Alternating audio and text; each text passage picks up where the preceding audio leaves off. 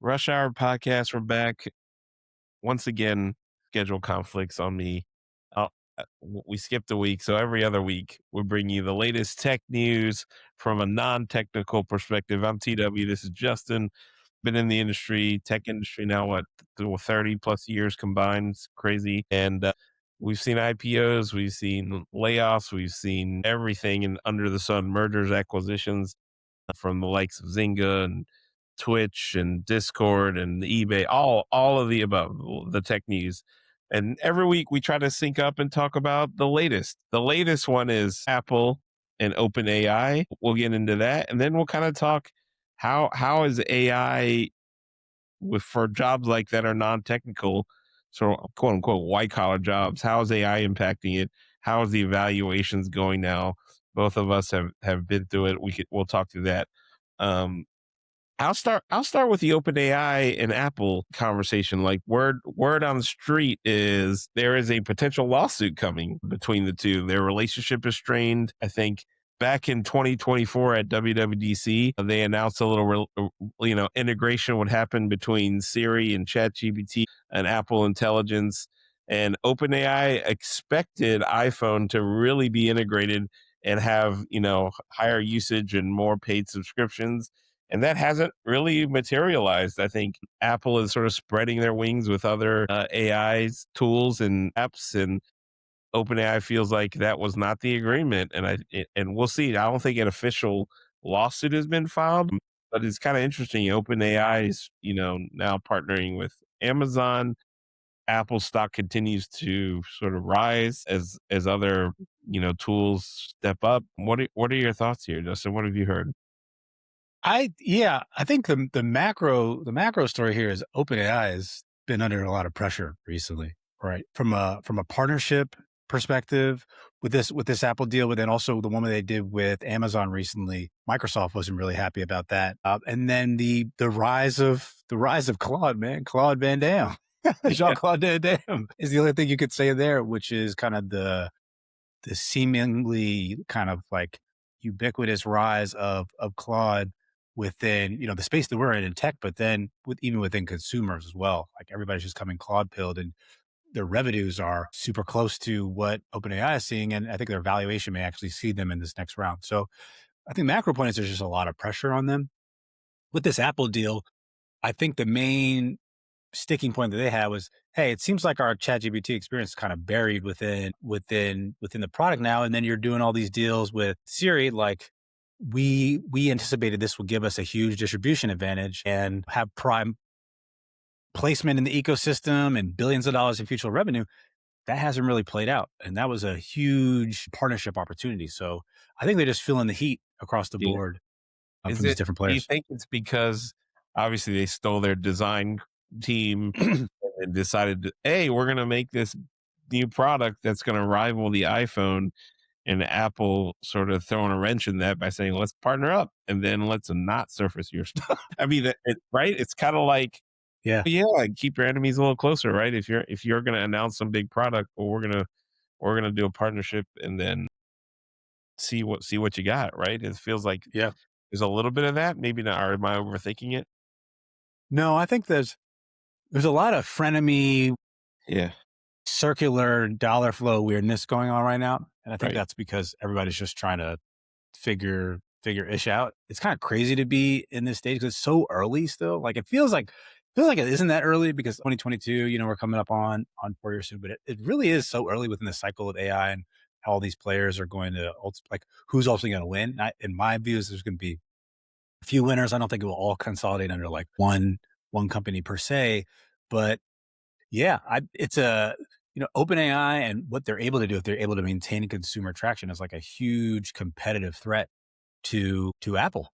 Yeah. And I think they recognize that. And to your point, like there's been a lot of talent leaving the Apple ecosystem too, so they're not as incentivized to help them in the same way. Or I mean, it also could be just the nature of Apple being the glacier like corporate giant that it is now.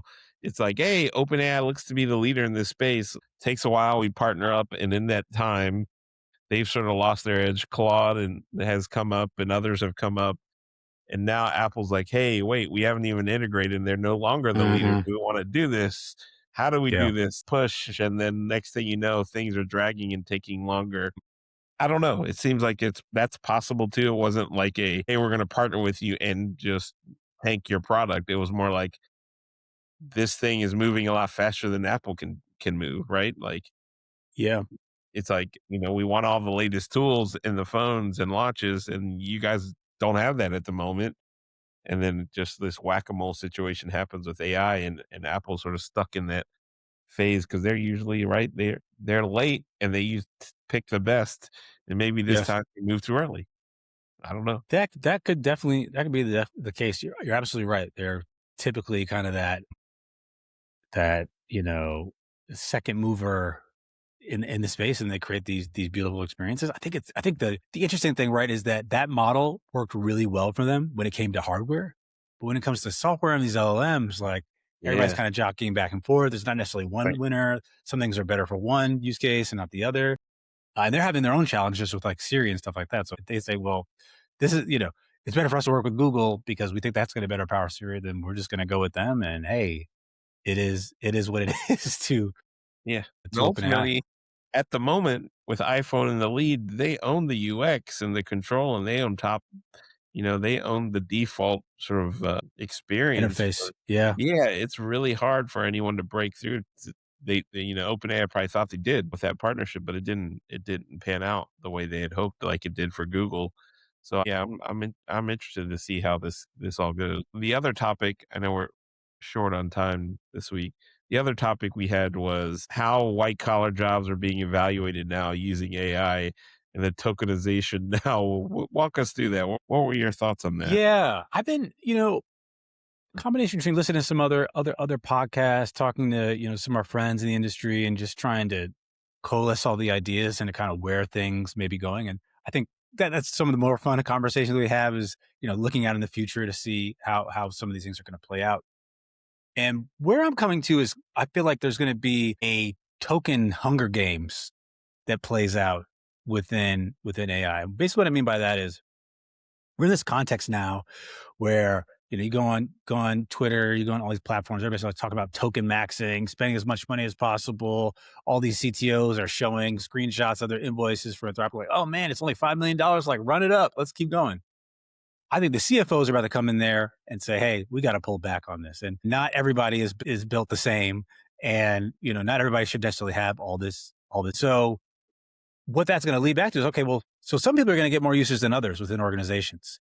And how is that going to be evaluated based on kind of like their efficiencies, where you can see what they've done within the context of these LLMs and have like a very narrowly defined context of who's performing well and who's best using the tokens versus not. And I think it's going to create this dynamic within companies where you have like some people who are token rich, some people who are token poor. And if you end up on the wrong side of this can have a major impact on your ability to kind of rise within your career, especially junior folks to progress. So I was just kind of like thinking through some of that and some of the challenges that are going to become for like the organizational structure within companies. But how are you seeing maybe this play out either where you're Yeah, at or in conversations you're having?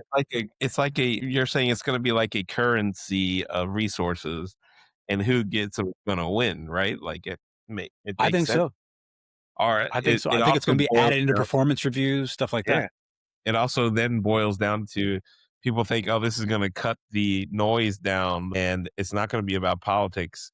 But to get these tokens, you're saying it may come down to politics again, right? It may the soft skills now rise to the top because in order for you to get the resources to run the projects you want, you're going to need to be able to have relationships and pitch them and have trust and all of that. It's really interesting, right? It kind of flips it on its head a little bit in terms of like, hold on now, it's not all just AI. It's still down to like relationships and interpersonal skills and your ability to deliver a clear message to, the executive team.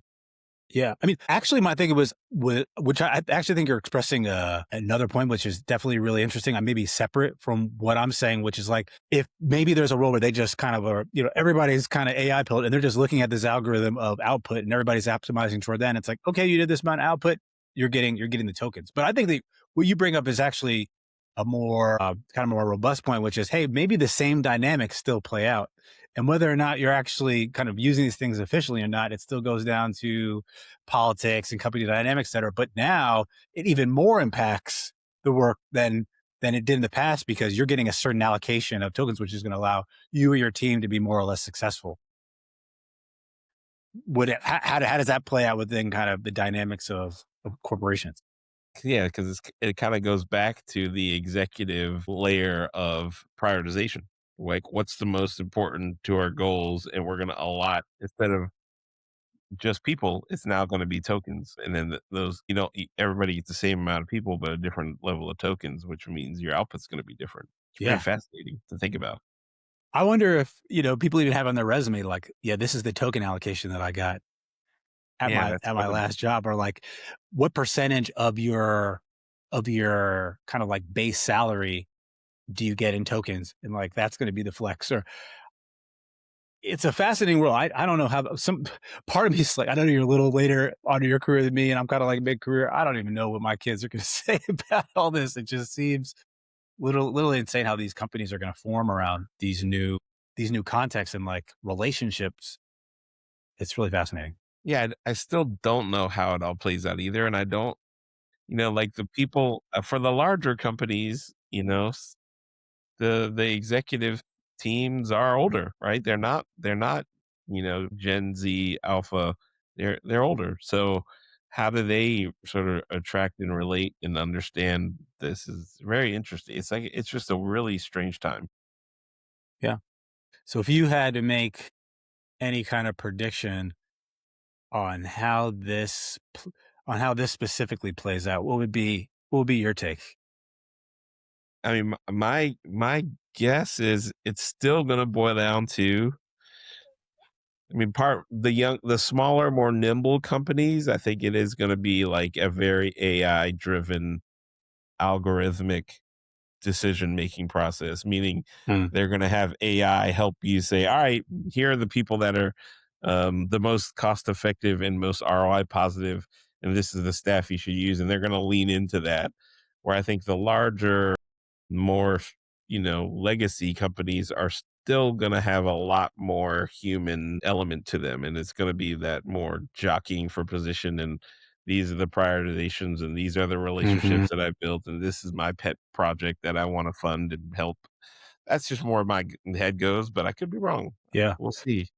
Yeah. I think I agree with that. I mean, because I think that's like, I think that's it kind of feels like that was what happens now, at least in my experience being in small teams, kind of like, hey, let's just look at everybody's output and that's what who decides who's staying, who's going. And the corporations and companies we've been at, it's a bit more nuanced, right? It's kind of how well you've been able to kind of navigate all the different personalities and how well are you regarded Right. cross functionally. So yeah, maybe it's more the same, but it becomes like if you're not someone who can play that game well in this new world, you could still maybe you weren't necessarily having resources from a kind of hands-on keyboard positioning taken away, but now you actually may. You're like, hey, you got this allocation of tokens this time. You didn't play the game well. You're getting a third of that. It's like, well, how can I be successful? How can I even get back into being someone who's successful at the company if I'm getting a third? That doesn't work. Right. Right. You're back to like the corporate shuffle of all right, I'm out of here. If I'm not getting that, then I'm going to a company that will give me that. Yeah. And how do you negotiate that? And how does that play in from like an HR perspective and an equity perspective? And it just kind of snowballs from there.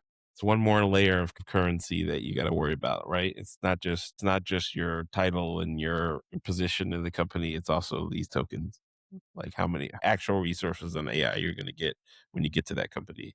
Yeah. And then how efficient you can be with them, right? Like Right. all the different type of, prompt engineering competencies and capabilities that you have, having to be in a, well, we'll talk about kind of like a context of being in a lean token environment, right? In the same way as we have startups now, it's like, hey, we have lean resources, we have lean budget, well, lean tokens. And this is what I was able to make happen with this. Yeah. So I think It's more yeah, that that's sounds the world right. we're going That into. sounds like the right world we're heading towards, which I think is interesting. Yeah, this is crazy. Anyway, I know you got a 1 o'clock. Appreciate your time. Yes, sir. Until the next episode, make sure you like, subscribe, comment below, and we'll catch you on the flip side. Yes, sir. Talk soon.